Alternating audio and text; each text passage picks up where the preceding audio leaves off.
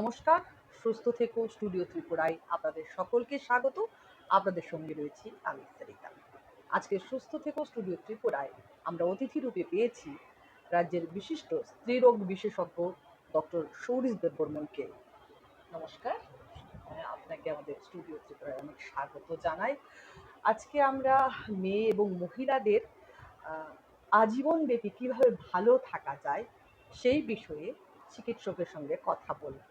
আজকের আলোচনাটি নিশ্চিতভাবে আপনাদের উপকারে আসবে। প্রথমেই যে বিষয় নিয়ে আসছি সেটা হচ্ছে যে মেয়েদের পিরিয়ড বা বাংলায় যাকে আমরা মাসিক বলি, তা মানে কত বছর বয়সে শুরু হওয়াটা স্বাভাবিক? হ্যাঁ, মেয়েদের মাসিক 10 বছরের পরে শুরু হতে পারে, কিন্তু অ্যাভারেজ এজ যদি আমরা দেখি 12 থেকে 13 বছরে স্টার্ট হয়ে যায়। কিন্তু অনেক সময় দেখা যায় কোনো কোনো বাচ্চা মেয়েদের 10 বছরের আগেই 8 বছর থেকে হয়ে যাচ্ছে, কিন্তু সেটা নর্মাল না। আচ্ছা, যদি এইরকম কোনো প্যারেন্টস তার মেয়েদের বাচ্চা মানে মেয়েদের 8 বছরের আগে যদি না হয়। না না মানে যদি দেখে নেয় যে 8 বছর থেকে পিরিয়ড স্টার্ট হয়ে যাচ্ছে, আরো আগেও হতে পারে, 5 বছর থেকেও হতে পারে, আচ্ছা, এগুলো অ্যাবনর্মাল। আচ্ছা, তো 10 বছরের পরে যে কোনো সময় হতে পারে, কিন্তু একটা অ্যাভারেজ এইজ যেটা মেয়েদের পিরিয়ড হওয়া স্টার্ট হওয়ার, যেটাকে আমরা ডাক্তারি ভাষায় বলি মেনার্কি, হুম, সেটা 12 বছর থেকে 13 বছরের মধ্যে স্টার্ট হয় এবং 50-52 বছরের মধ্যে পুরোটা কমপ্লিট হয় এই সাইকেলটা, এবং এটা হুম। তখন আমরা সেটাকে বলি মেনোপজ। আচ্ছা, কত বছর বয়সে পর্যন্ত পিরিয়ড যদি না শুরু হয় চিকিৎসকের পরামর্শ নেওয়া উচিত? হ্যাঁ, দেখুন, এখানে সাধারণত চিকিৎসকদের কাছে গেলেই ব্যাপারটা পরিষ্কার হয়, কিন্তু আমরা যদি জনসাধারণের কাছে বলি যে 15-16 বছরের মধ্যে যদি পিরিয়ড না হয়, অবশ্যই ডাক্তারের পরামর্শ নেওয়া উচিত। আচ্ছা, আচ্ছা। আহ পিরিয়ড শুরু হওয়ার প্রথম দিকে অনেকের মেয়েদের ক্ষেত্রে মানে অনিয়মিত পিরিয়ড হয়। এটা কি কোনো আশঙ্কার বিষয় নাকি স্বাভাবিক? প্রথম দিকে অনিয়মিত হতে পারে, প্রথম 2-3 বছর অনিয়মিত হতে পারে, এটা সম্পূর্ণ হরমোনাল ব্যাপার এবং ফিজিওলজিক্যাল ব্যাপার। ভয় পাওয়ার কোনো কারণ নেই, কারণ প্রথম দিকে যখন পিরিয়ডটা হয় তখন আমাদের যে হরমোনাল অ্যাক্সিস, যেটা ব্রেইন থেকে আমাদের ওভারি অবধি একটা হরমোনাল একটা অ্যাক্সিস থাকে, যেটাকে আমরা বলি হাইপোথ্যালামো পিটিউটারি ওভারিয়ান অ্যাক্সিস, সেটা সম্পূর্ণভাবে বিকশিত হয়ে ওঠে না। এটা আরো পিরিয়ড যখনই স্টার্ট হয়, হুম, স্টার্ট হওয়ার 2-3 বছরের মধ্যে সেটা সম্পূর্ণভাবে প্রতিষ্ঠিত হয়, বিকশিত হয়, হুম, তখন পিরিয়ড রেগুলার হয়ে যায়। হুম, তো সাধারণত প্রথম দিকে যদি আমরা হুম, দেখি যে মেয়েদের পিরিয়ড 2-3 মাস পরে একবার হচ্ছে বা 6 মাসে একবার হচ্ছে, ঘাবড়ানোর কিছু নেই, এটা নর্মাল। আমরা অনেক সময় দেখি যে অনেক মেয়ে বা মহিলাও পিরিয়ড বা মাসিক চলাকালীন খুব ব্যথায় মানে ভোগেন, ক্র্যাম্পিং হয় খুব তাদের। তো এটার কারণটা কি এবং সমাধানটাই বা কি? হ্যাঁ, পিরিয়ড চলাকালীন মেয়েদের ব্যথা হওয়া, এটা পৃথিবীতে সব মহিলাদেরই একটু একটু হয়। হুম, আহ, কারোর খুব বেশি হয় তখন ওরা বিভিন্ন রকম ট্রিটমেন্ট নেয়। দুটো কারণ আছে, হুম, এটাকে আমরা ডাক্তারি ভাষায় বলি ডিসমেনোরিয়া। এটা দুটো কারণ আছে, হুম, প্রাইমারি ডিসমেনোরিয়া হুম, আর সেকেন্ডারি ডিসমেনোরিয়া। হুম, প্রাইমারি ডিসমেনোরিয়া যেখানে কোনো কারণ আমরা খুঁজে পাই না, এটা হুম, সবারই হতে পারে। আর সেকেন্ডারি ডিসমেনোরিয়া সাধারণত পিরিয়ড প্রথম দিকে নর্মালি কোনো অসুবিধা হয়নি, কিন্তু বাচ্চাও হয়েছে, কিন্তু এরপরে দেখা যাচ্ছে ওর পিরিয়ড হলেই খুব ব্যথা। সেকেন্ডারি ডিসমেনোরিয়াতে আমরা বিভিন্ন কারণ খুঁজে পাই, যেমন এন্ডোমেট্রিওসিস একটা খুব কমন কারণ। দ্বিতীয়ত হতে পারে কোনো ছোট্ট টিউমার আছে ইউটারাসে, সেটাও সেই সময় ব্যথা হতে পারে। ইনফেকশন হয়েছে, পেলভিক ইনফ্লেমেটরি ডিজিজ হয়েছে, এসব কারণে ব্যথা। অথবা অনেক সময় দেখা যায় জরায়ুর মধ্যে, ইউটারাসের মধ্যে কোনো অ্যানাটমিক্যাল জন্মগত কোনো বিকৃতি থাকে, তখনও ব্যথার একটা কারণ হতে পারে। প্রাইমারি ডিসমেনোরিয়ার এগুলো কোনোটাই থাকবে না, কিন্তু পিরিয়ড হলে ব্যথা হয়। হুম, এবং সেটার দেখা যাচ্ছে যে অনেক রকম, কেউ এখন এটার সঠিক কারণ নির্ণয় করতে পারেনি কেন ব্যথা হয়। হুম, বিভিন্ন রকম থিওরি আছে, কিন্তু যাই হোক, দেখা যাচ্ছে যে যখন এইরকম ব্যথা হয়, আমরা যদি কিছু অ্যান্টি ইনফ্লেমেটরি মেডিসিন দেই তখন দেখা যাচ্ছে ব্যথাটা থাকে না। এইভাবে আহ, চিকিৎসা হয়ে যেতে পারে, ঘাবড়ানোর কিছু নেই। এবং দেখা যাচ্ছে যে এইসব মহিলারা সন্তান গর্ভধারণ করার পরেই দেখা যাচ্ছে ওদের, এরপরই যখন দেখা যায় ওদের আর কোনোদিন এই ব্যথার সম্মুখীন হতে হয় না। ওরা বলে যে না, আমার তো আর আগের মতো ব্যথা আমি এক্সপিরিয়েন্স করছি না। হুম, হুম, সেকেন্ডারি ডিসমেনোরিয়া যে যে কারণগুলোর জন্য ব্যথা হচ্ছে সেই কারণগুলোকে আমরা একটু আগে আমি ডিসকাস করলাম। হুম, হুম। সেই কারণগুলোকে যদি আমরা ট্রিটমেন্ট করি সেখানেও নিরাময় হয়ে যায়। আচ্ছা। আমরা জানি যে মেয়েদের পিরিয়ড, আপনিও বললেন যে 50, 52, 55 এরকমের মধ্যে শেষ হয়ে যায়। এই যে মেনোপজ, এই সময় মহিলাদের মানে কি কি ধরনের সমস্যা দেখা দেয়? হ্যাঁ, মেনোপজ এমন একটা পয়েন্ট মহিলাদের লাইফে, হুম, যখন অ্যাব্রাপ্টলি তার শরীরে যে এত বছর ধরে এই বাল্যকাল থেকে বৃদ্ধ বয়স অবধি যে 50 বছর অবধি যে হরমোনটার সৃষ্টি হচ্ছিল, এটাকে আমরা বলি ইস্ট্রোজেন। হুম, ইস্ট্রোজেন প্রোডাকশন একদম রাতারাতি বন্ধ হয়ে যায়। হুম, এই ইস্ট্রোজেন মেয়েদের শরীরের জন্য খুবই জরুরি, কারণ এই ইস্ট্রোজেন পুরো মেয়েদের হরমোনাল সিস্টেমটাকে ব্যালেন্স করে রেখেছে।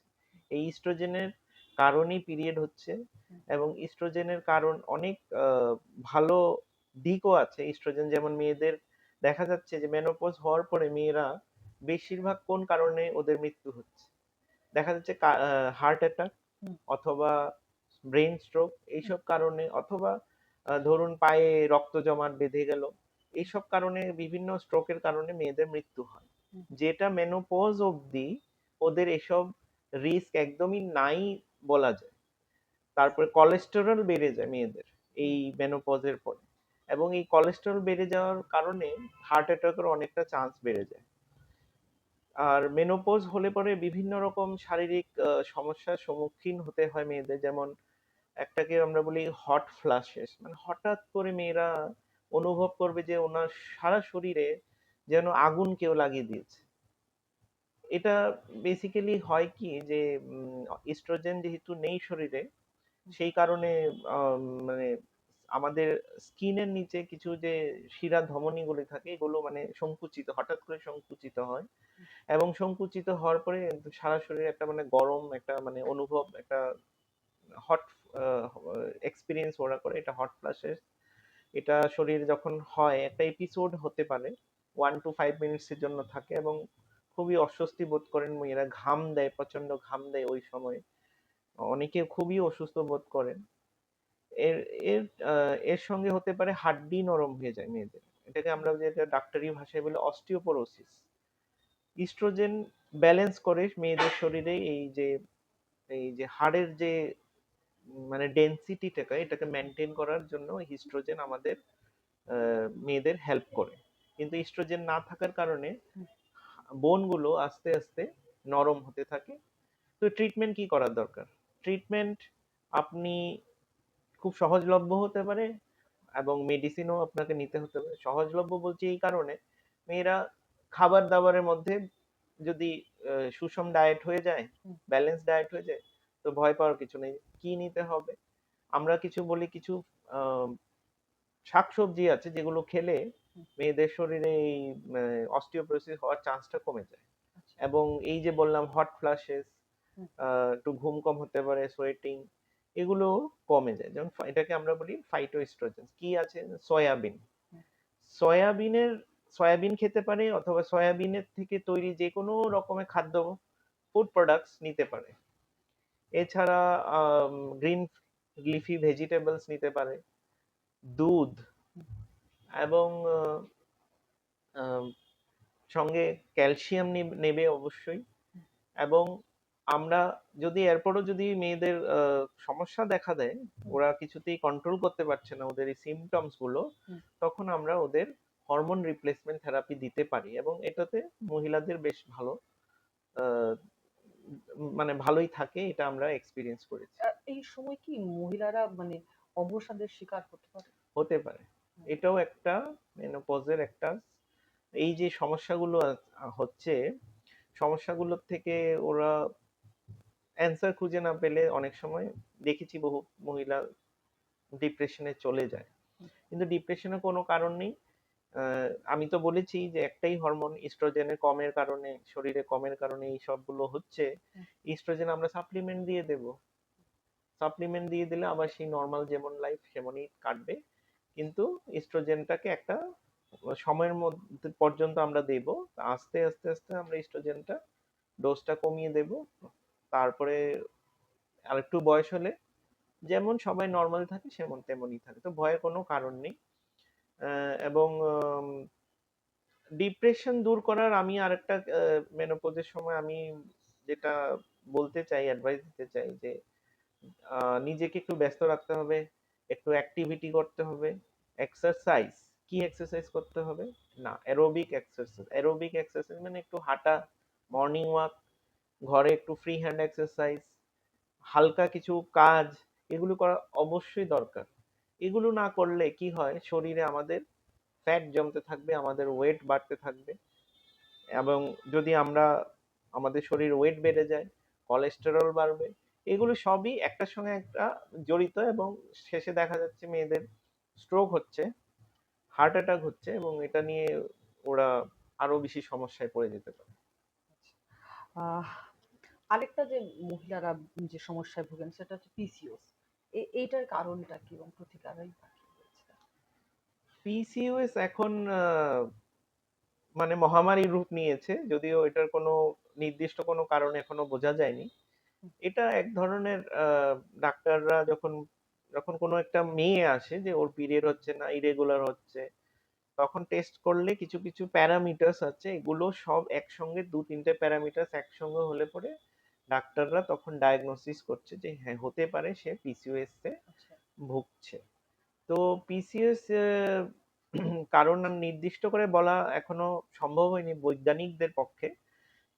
যেটা এখনো বলা যাচ্ছে সেটা হচ্ছে, একটা হতে পারে জেনেটিক কারণ। হুম, হুম, জেনেটিক কারণ মানে যদি মেয়েটার বোন, দিদি বা মা বা মানে ফার্স্ট ডিগ্রি রিলেশনের মধ্যে হুম, কোনো মহিলার বা মাসি, মা, দিদি, বোন কারোর মধ্যে যদি ফার্স্ট ডিগ্রি রিলেশনের মধ্যে যদি পিসিওএস এর সমস্যা থেকে থাকে, ওরও হতে পারে। দ্বিতীয় হচ্ছে, ফ্যামিলিতে যদি ডায়াবেটিসের হিস্ট্রি থাকে, মা যদি ডায়াবেটিক থাকে, সেখানেও হতে পারে। আরেকটা হচ্ছে এনভায়রনমেন্টাল ফ্যাক্টর। এনভায়রনমেন্টাল ফ্যাক্টর কি দেখা যাচ্ছে যে যে দেখা যাচ্ছে যেই বাচ্চাগুলো জন্মের সময় খুব কম ওজনে জন্ম হয়েছে, যেই মেয়ে বাচ্চাগুলো, সেটা জন্মের পরে হঠাৎ করে ওকে ওজন বাড়ানোর জন্য আমরা অনেক কিছু খাওয়াচ্ছি, হুম, হঠাৎ করে ওজন বেড়ে যাচ্ছে। হুম, তো এইটারও একটা সাইড এফেক্ট হতে পারে যে পরবর্তী সময় যখন ওর 10-12 বছর হবে, হুম, পিরিয়ড হওয়ার সময়, স্টার্ট হওয়ার সময় হবে, এর কিছুদিন পরে দেখা যায় যে পিসিওএস এ আক্রান্ত হচ্ছে।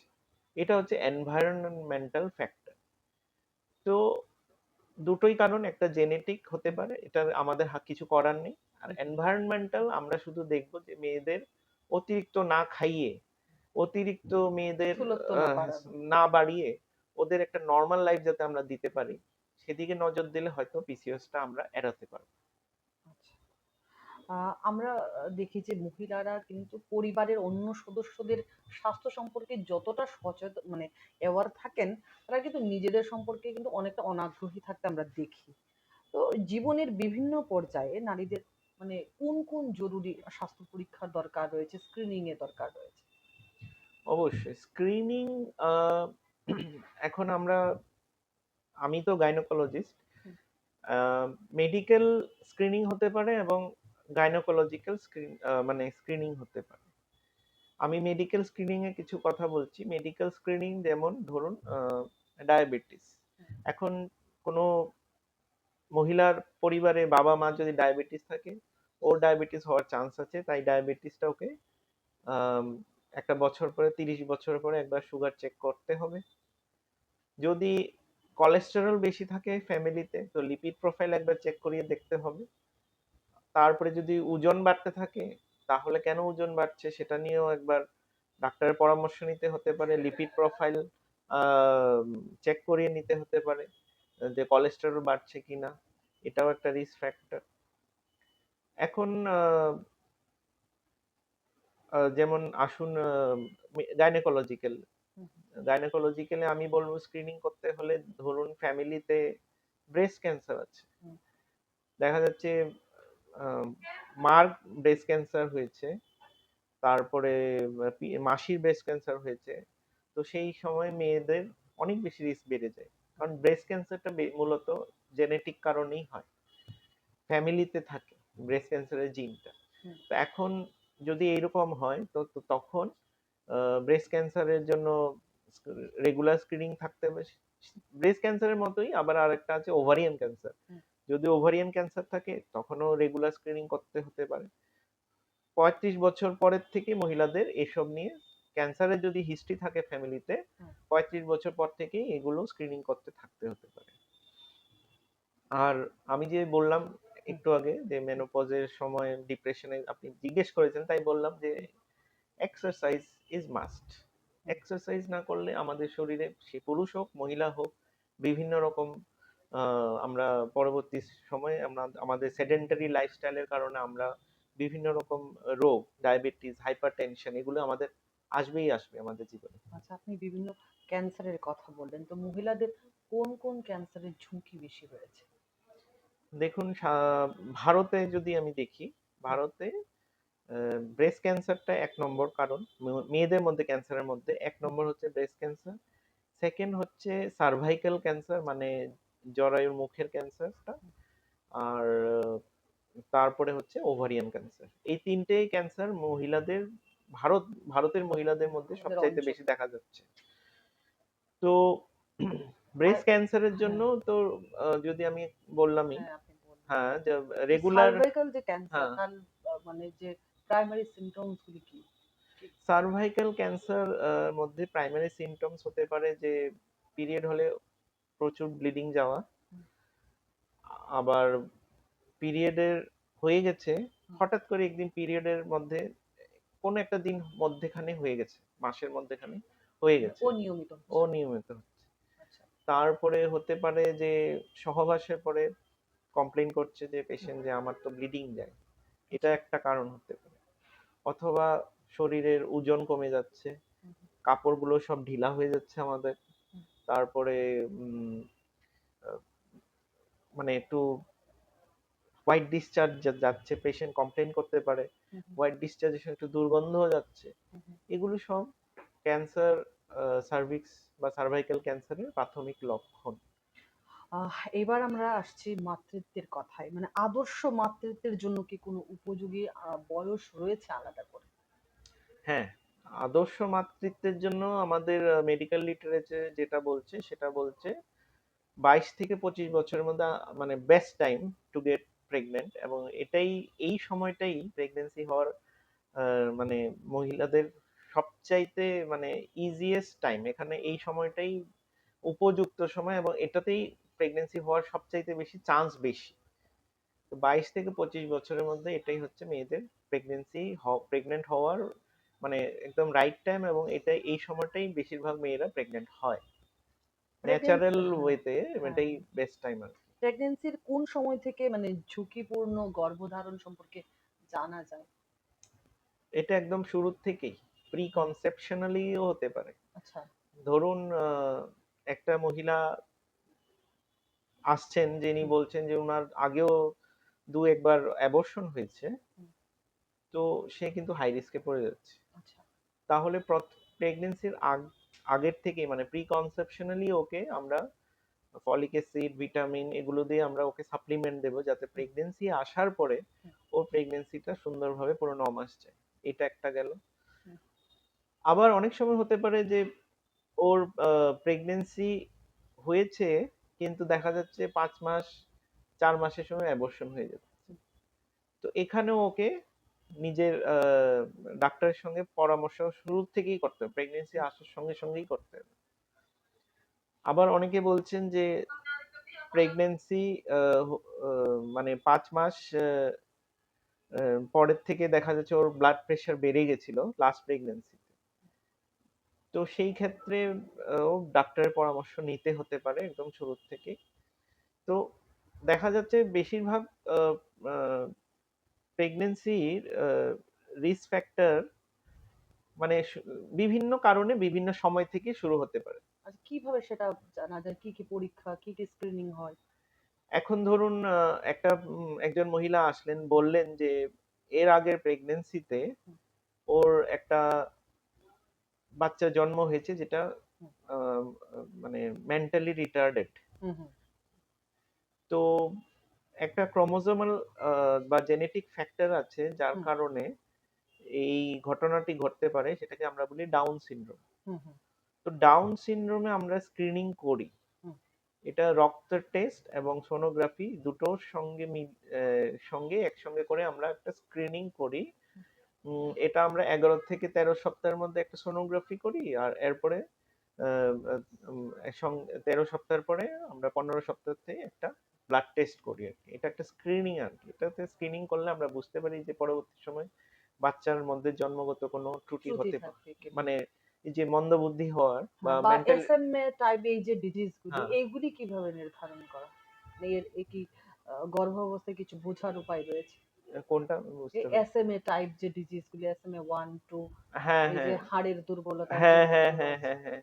এটা প্রেগন্যান্সি হওয়ার আগেই এটাকে টেস্ট করতে হবে। আচ্ছা, এটাকে আমরা বলি জেনেটিক অ্যানালাইসিস। আচ্ছা, বোথ ফাদার এন্ড মাদার দুজনকেই করতে হবে। হ্যাঁ, এবং জন্মের যদি কোনো একজনের মধ্যে থাকে এই জিনটা, হুম, তাহলে বা দুজনের মধ্যেই থাকে, হুম, তাহলে যেই বাচ্চাটা হবে ওটার কিন্তু চান্স বেড়ে যায়, অনেক বেশি বেড়ে যায়। যদি হুম, ধরুন মার মধ্যে আছে বাবার মধ্যে নাই হুম, জিনটা, আহ, মানে এই এসএমএ যেটা আপনি বলছেন হুম, স্পাইনাল মাসকুলার হুম, হুম, ডিস্ট্রফি, এটা হুম, বেসিক্যালি বাবার মধ্যে থাকলেও বাবা এটা পরবর্তী প্রজন্মকে দিতে পারে না, আচ্ছা, কিন্তু মাই এটাকে কিন্তু মানে পরবর্তী প্রজন্মকে দেয়। যদি আচ্ছা। মার মধ্যে এই এসএমএ জিনটা থাকে, এটা তাহলে বিফোর প্রেগন্যান্সি টেস্ট বিফোর হবে। প্রেগন্যান্সি আমরা যেটাকে বলি আইভিএফ করে, হুম, আইভিএফ করা ভ্রূণ অবস্থায় আমরা ওখান থেকে জেনেটিক্স টেস্ট করি। এটাকে বলে আচ্ছা, প্রি ইমপ্লান্টেশন জেনেটিক ডায়াগনোসিস।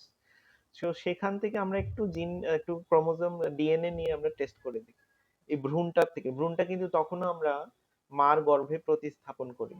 আচ্ছা, এই ভ্রূণের টেস্ট করার মধ্যে যদি ডিএনএ এর মধ্যে যদি আমরা দেখি যে জিনটা নেই, হুম, তখন আমরা বলতে পারি যে না, এটা স্পাইনাল মাসকুলার ডিস্ট্রফি, এই বাচ্চার হবে না। তো আচ্ছা, আপনি বুঝতেই পারছেন যে রিস্ক ফ্যাক্টর হুম, মানে এক একটা ডিজিজে এক একটা সময়।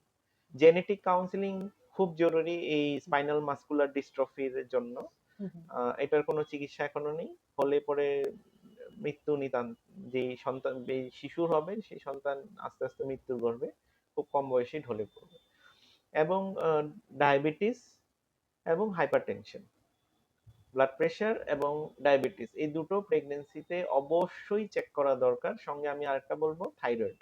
আচ্ছা, এগুলো প্রেগন্যান্সির শুরুতেই চেক করে নেওয়া দরকার এবং নিশ্চিত হয়ে যাওয়া দরকার। এই দুটোই নেই, আচ্ছা। এই দুটো না থাকলে প্রেগন্যান্সি আশা করি কোনো বিশেষ একটা অসুবিধে হবে না, এবং হুম। সন্তানও ভালো থাকবে, মাও ভালো থাকবে। আমি চাইবো যে অনুষ্ঠানের শেষ পর্যায়ে আপনি আমাদের যে দর্শক শ্রোতা বন্ধুদের জন্য বলবেন যে মেয়েরা, মহিলারা মানে ভালো থাকার জন্য আপনি কি টিপস দেবেন, কি পরামর্শ দেবেন? মেয়েদের ভালো থাকার জন্য আমি পরামর্শ দেব যে কোনো কিছুই এখন